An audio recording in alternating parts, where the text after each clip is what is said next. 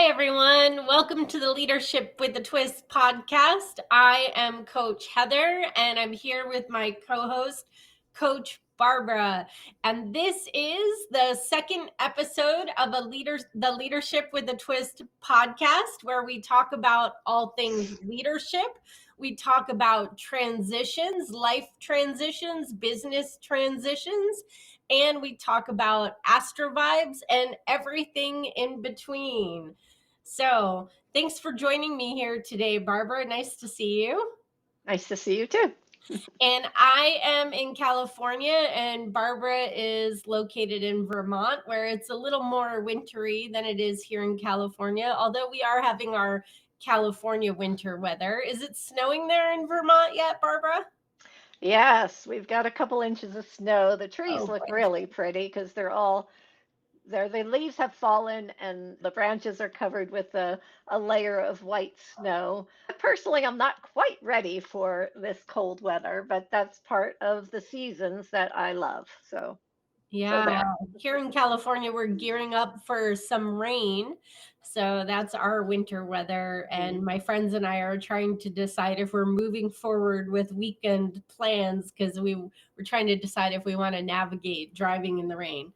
But enough about the weather. Today, I wanted to talk about a something that we teach and coach often, which is that we are whole people at work, right? That we bring the whole person to everything that we do. So this started to come up a few years ago when we were teaching and coaching, Barbara, this idea of the whole person. So can you share a little bit about this with our audience and why you found yourself teaching and coaching more about this concept of you are a whole person and why it has been so important to emphasize and make sure that our clients are aware that they are in fact a whole person, and to be aware of that while they're at work and while they're navigating the environment that they are.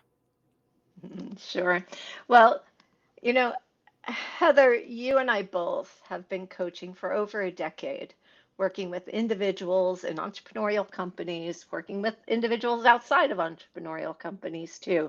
But that business leader focus has been a big focus of both of our coaching work for, again, over a decade. And truly, what comes down to it is the very essence of the person themselves. We bring our whole self, our whole life, our whole personality and everything that's going on in our lives to Hmm. our work, right? If my dog is not well at home, that comes to work with me. I'm worried about my dog, or I've taken the dog to the doctor, or I need to do that. Like that doesn't disconnect, though my focus will be at work and I've taken care of the dog so I can focus at work, of course. But there's the whole experience. Take that a little further too. We're also talking about there's an inner experience and an outer experience.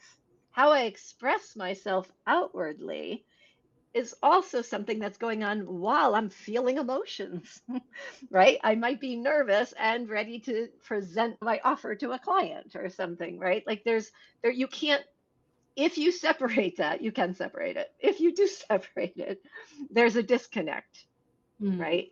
And you're not having a good balance of well-being and bringing your full self to the work you do. And that's important because if we're disconnected from kind of all that's going on in the moment for myself, I'm really missing out on having the best thinking, having the unique piece of my perspective, what's coming forward for me, because I'd probably be overriding it with just my thinking. What am I supposed to say? How am I supposed to say it? I got to get this finished. Like all that kind of thing.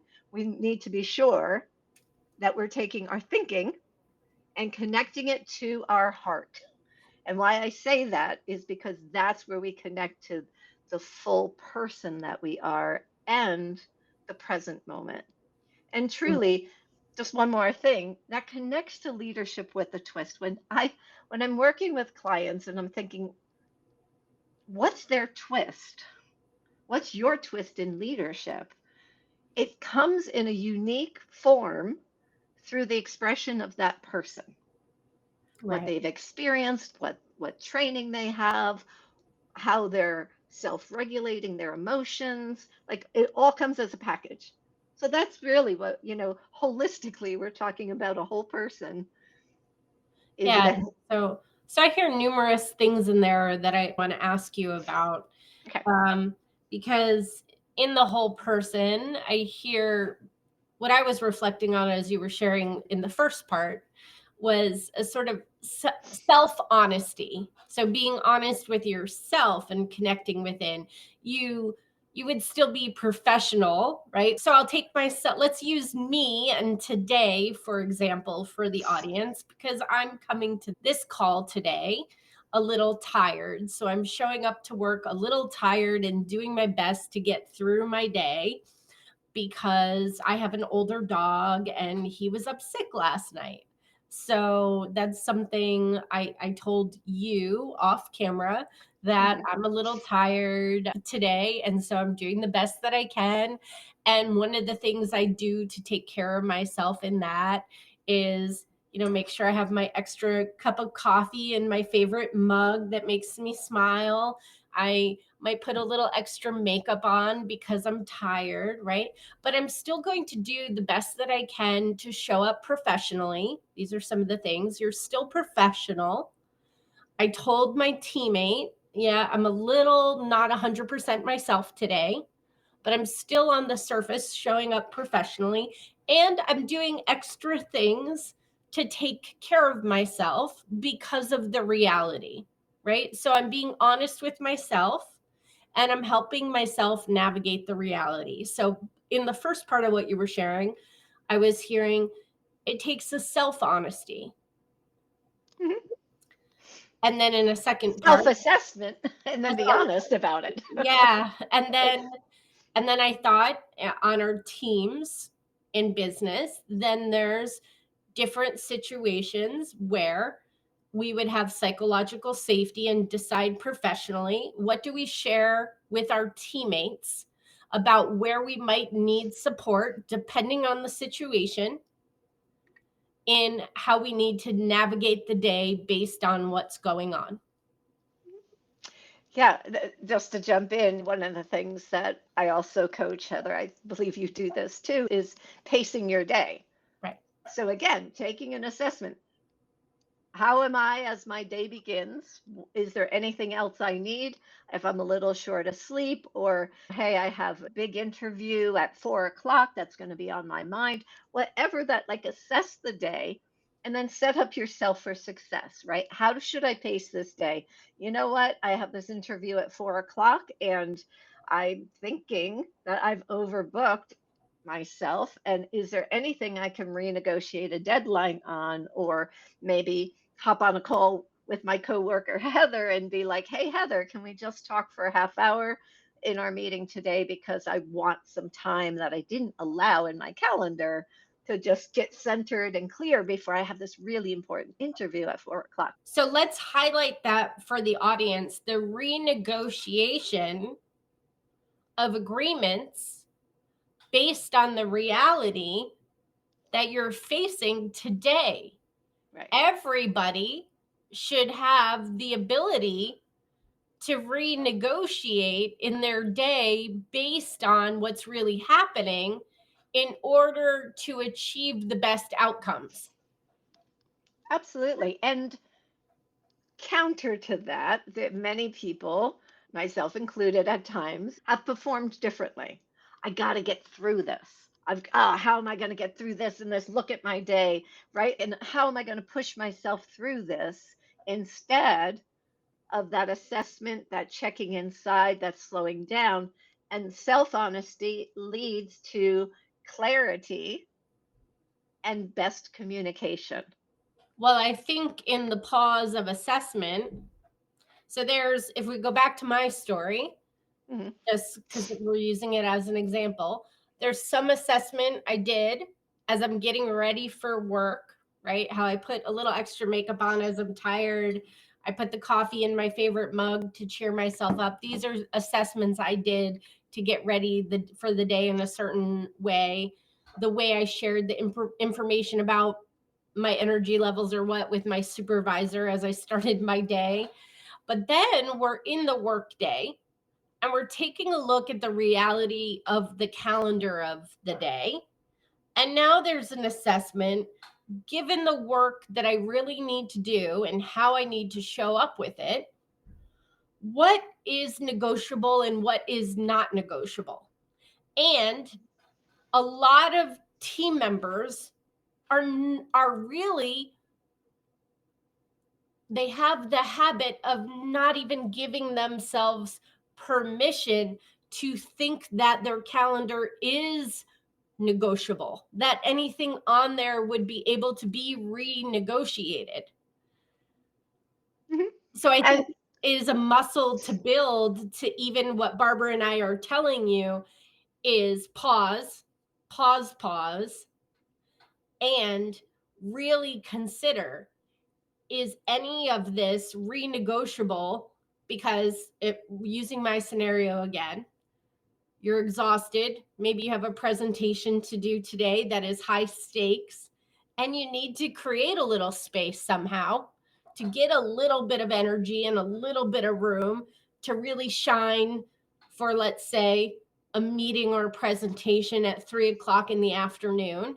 So now, given the reality of how the night went before and you're tired and you got to set yourself up for success for this presentation at 3 o'clock, and you're looking at your calendar. Now, where can you create space to set yourself up for success? And you may think none of it's negotiable, but Barbara and Heather are telling you, no, you can renegotiate your calendar. right.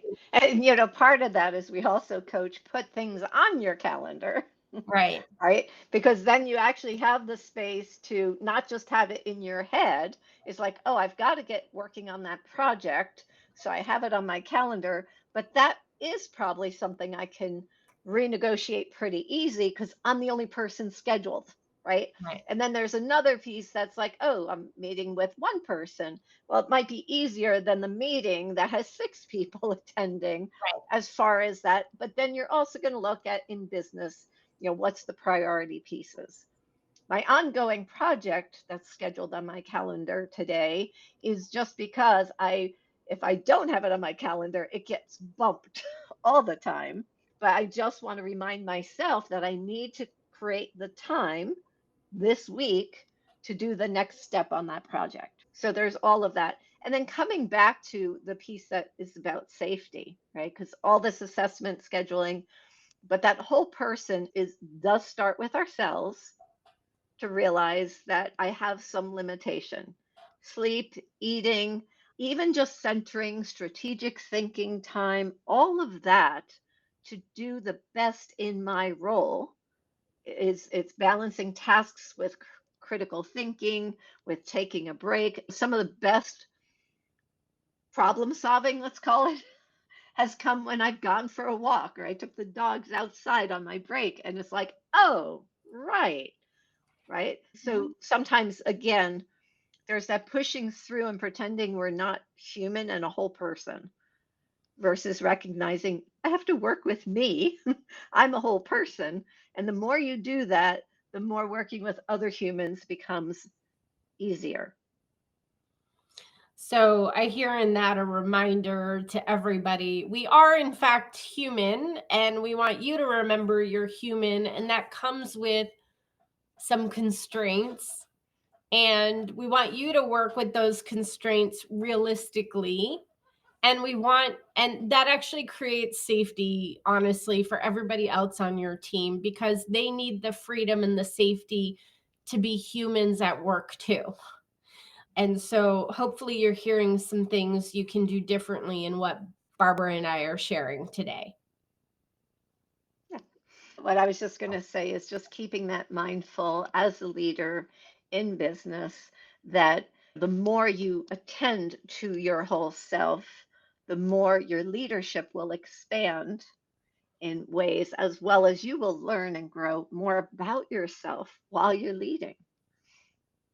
Great. So then let's go back to this calendar we're looking at, and you're just assessing what are the have to do's today, really honestly, on this day where, in our example, you're feeling exhausted and you have a big priority presentation, and you're learning to assess what do I honestly have to do today and where can I find some wiggle room for myself. And you're really assessing, you're learning to assess at a different level the best use of me as a resource on this day when I have a priority project that's going to require my energy and my energy is lower.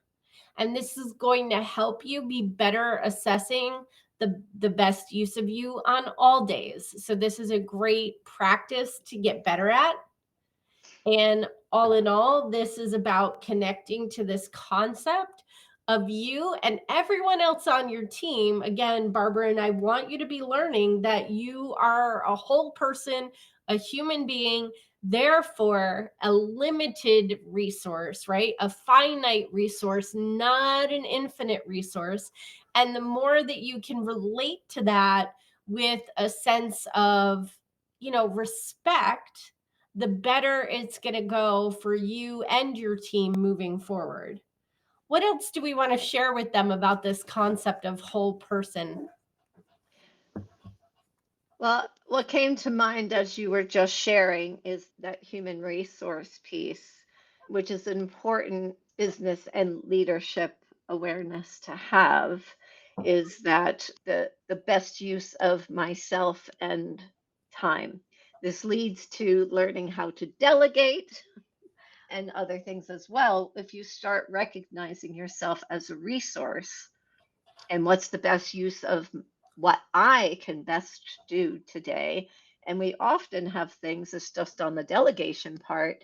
Don't forget that there are other people on the team.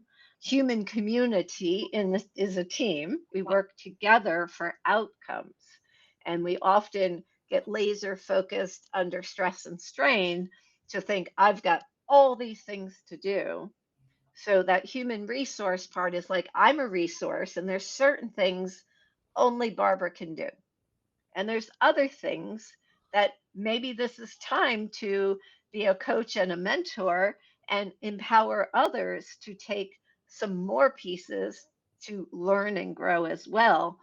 And releasing. So some of the releasing on my calendar might also just be, am I the best resource for this piece?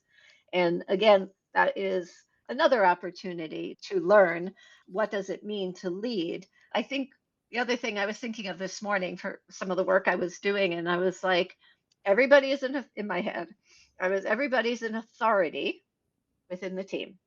Everybody has a level of authority based on their unique responsibilities that contribute and collaborate together for the outcomes goals of the business. Why we're together in this part of my life. Remember, the whole person also has other parts of their life. We've talked about dogs, um, Mhm. food, sleep, things like that. We have other things going on. And And there's so, other stressors happening, right? There's might be work stress that we're aware of because we're working in the same company. Even when we're working in the same company, though, we don't always know all the same stresses that are impacting us because in the same company at any given time, one department could be going through their stressful period and another department could be going through the easy time for their department. So, mhm, right? We all don't necessarily know what's going on with each other. And then we add the outside stressors of family life and just the outside world that is bringing stress upon all of us. So, mhm.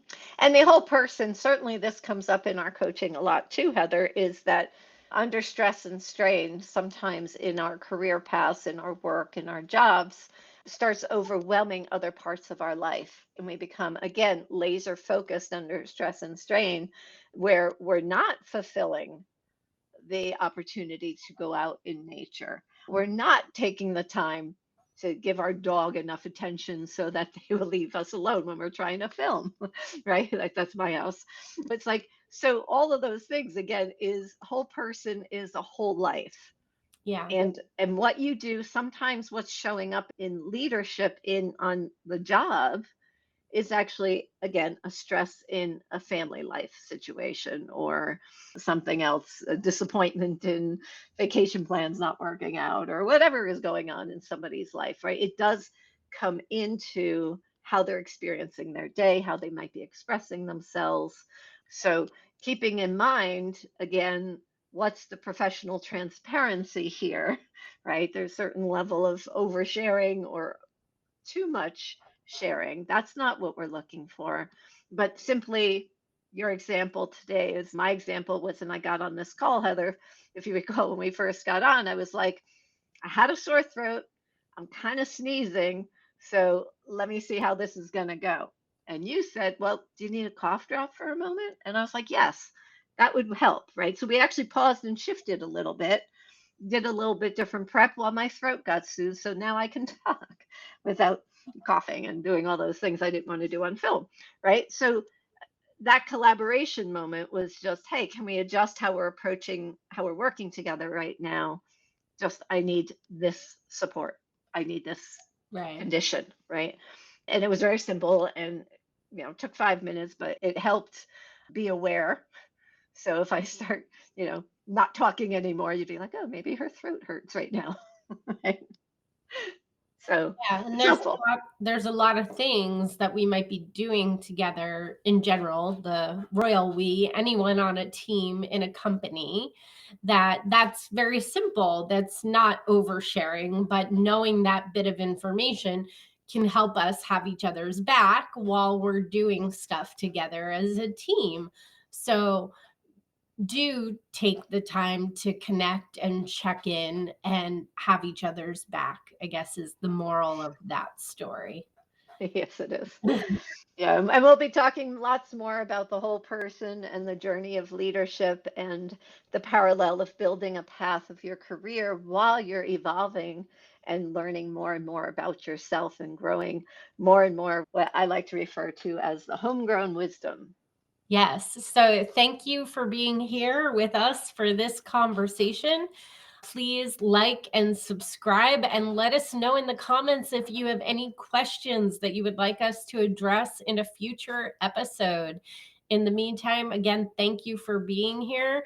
Thank you, Barbara, for persevering with your tickle in your throat. And thanks, everyone. Talk to you again soon. Bye.